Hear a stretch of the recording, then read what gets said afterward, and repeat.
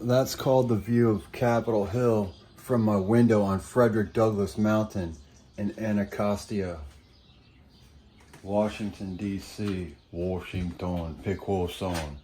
Look at this art I've been working on overnight. Shit is wow.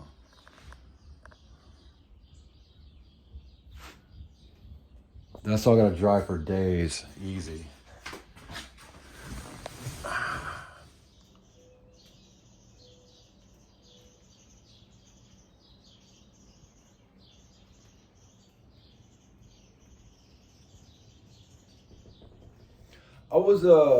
I don't usually stay up at night, but now that I'm painting again, I stayed up working on some art, keep myself focused on positive things and hoping for the future to turn my life around by selling my creative products, which I already had many online available. And I was looking at someone who I did a logo for back during the pandemic year of 2020, and I did a logo for her counseling. Turns out she's friends with people I used to hang with and know both in Fredericksburg and in Richmond, Virginia. And then she's now out in Arizona as a single mother out there. And I was looking at her Instagram, and it looked kind of strange, and I thought about AI because it looked like her eyes are kind of tracing, or if I looked to the side, she would look down, and it's kind of weird. Her mouth seemed to be moving and addressing me specifically, sort of in some kind of a way. Like reacting to me, as if just the eyes and the mouth were actually plugged in somehow. And there's always a window because the videos that she has are only a couple minutes long. It's her reading like inspirational books. So, and her first video said she's thankful for why she joined Limelight. Now, Limelight is a video company or product out of LA, run by Andrew Schwab, brother of Matthew Schwab. Matthew Schwab's a radio DJ in Ocean City, Maryland.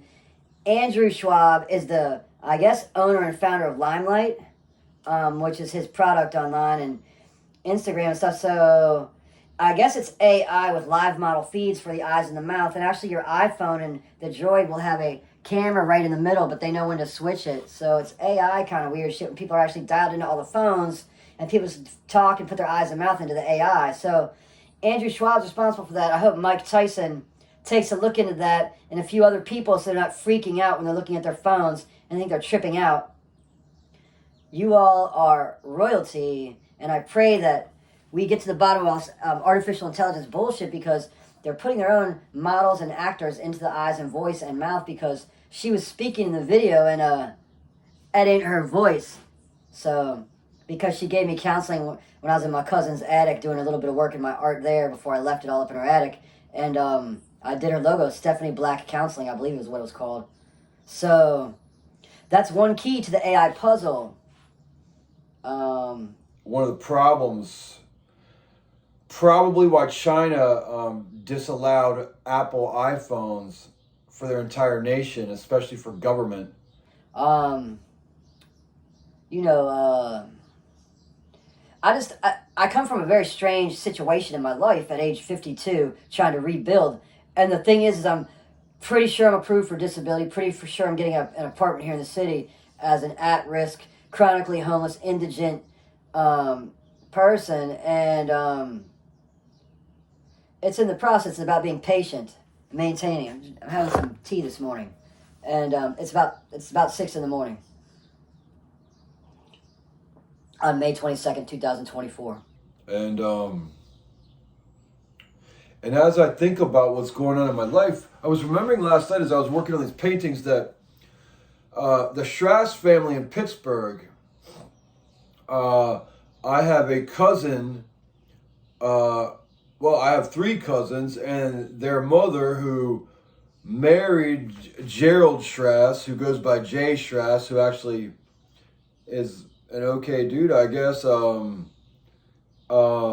He's helped me a number of times when I needed specific help, and I begged to him specifically. He didn't just send me $10 and go, here, go pretend that's enough for a meal. He actually held out until I contacted him to beg for like $100 or $200 for an impinged time.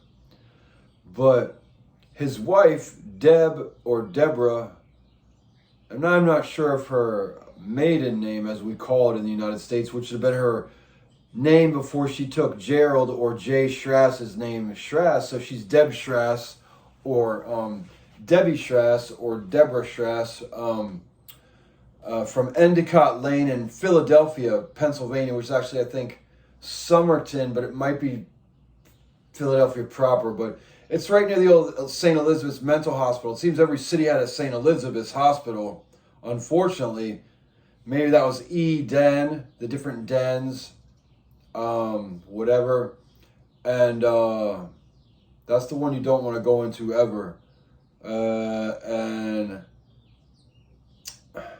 they also had a drive-in movie there, so every time we went up there for Thanksgiving or another event possibly in Philadelphia, we would park at the hotel and stay at the hotel, and when we were walking, we'd watch pornography on the big screen at the drive-in as we walked in. So I saw that as a child many times, like gigantic testicles and assholes and titties and weird shit, you know, every time basically, because we'd stay late, and probably starting around age 12 or 13 or 14, I'd ask if I could have a beer or two, as would my other male cousins. The females were younger and they never asked, but John and Brian and Ben and myself, we would ask if we could have beers.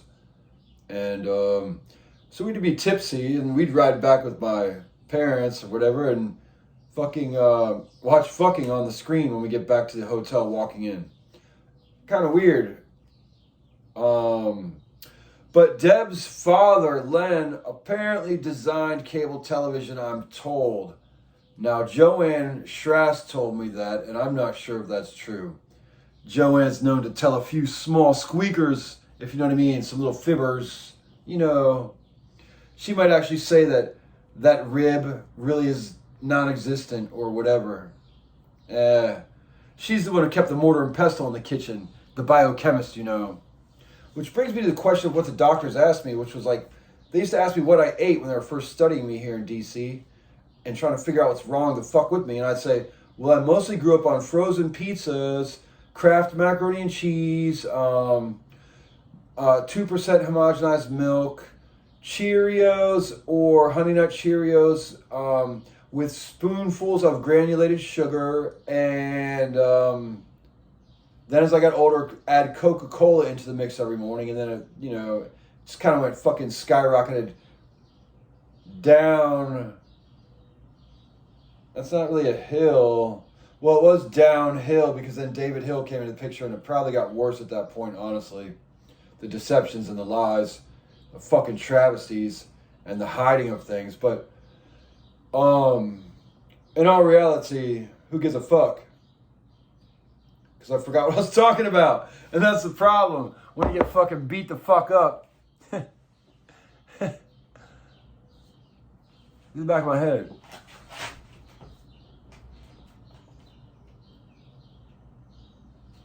So, I don't know if you can see that head right there, but if you didn't, I'll show you. When the doctor took the thing off, he goes, well, I don't know what it looked like before. I was like, motherfucker, it looked like the other one. It wouldn't look like that. So then I went to Howard University, and they have actually worked basically miracles. And I'm finished with occupational therapy. I had my last session like 2 weeks ago. I was supposed to go yesterday, but I blew it off because I was begging in front of the American Bar Association where the pricks are so cheap. So I actually started ranting and raving about, wouldn't it be nice if they just all dropped dead, and their families and everybody who's their servants in the area and their legal aides. And then I said, would it be a better world? Screaming it basically because they walk by, they don't help me. And so like, the birds are, I should close this window because of the screen. That's the one you can stick the camera out the window and get a shot of the Capitol Dome. You close it though because the mosquitoes can come in, and I want to put the screen side open so the mosquitoes don't come in. You know, it depends on where you're from how to say shit. It's called accent, language, semantics. What's the other thing?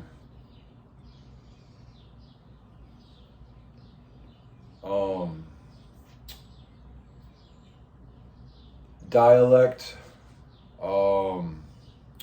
idioms, slang. So language specific things, regional specific things, and then also just city to city. People actually map out slang that they implant in different cultures and different people. So it gives them a cue as to who is the dummy in their community. I'll just tell you one word, and a friend of mine, and I do say I have a few friends, that's not a lie. I don't say they keep up with me or I keep up with them really, but they are my friends, I would say. And one of them has a son named Thunder, and I was going to change my name on my new YouTube channel, but I already have it attained, so I'm going to keep it. It's called Thunder Standing. And so, as a piece of Thunder Standing, I will tell you this. This is really quick because I want to keep this in a quick piece here and end it, and maybe go up to Capitol Hill or go to the White House or do some things. Maybe go get some medical cannabis at the store when the store opens. I was begging yesterday. I got a few dollars. So I can go beg some more. And get a little bit more medical cannabis today and smoke up, Johnny. Probably get it before I go to the Department of Justice or the courthouse and take it through security as I usually do. And that way it keeps it all above board that the people of God are fucking running shit. So, keeping it real quick and to the point like this. I was diagnosed with schizoaffective disorder in 1998 and put on 15 milligrams of Zyprexa upon hospitalization, and suggested self acceptance into their program, and then accepting the medication that they recommended, and then going through their programming. So I did such. I went up to 300 pounds, slept 20 hours a day, and 20 years later I was cured by Zyprexa, which I actually took olanzapine for them last years. And the thing is like this, right? In the pharmaceutical books, it says 2.5 to 5 milligrams recommended for a human being. I know somebody who was on a med cocktails at Fredericksburg when I was doing disability services, helping people in the community all these years down there in Fredericksburg, over 13 years or so, as an employment specialist. And he was on 45 milligrams of Zyprexa plus 5 other meds.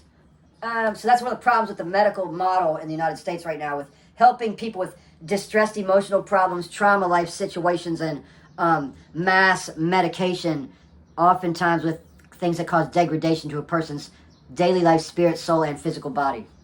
Requiring other medications to heal from the damage done from the other helpful or perhaps not so helpful medication.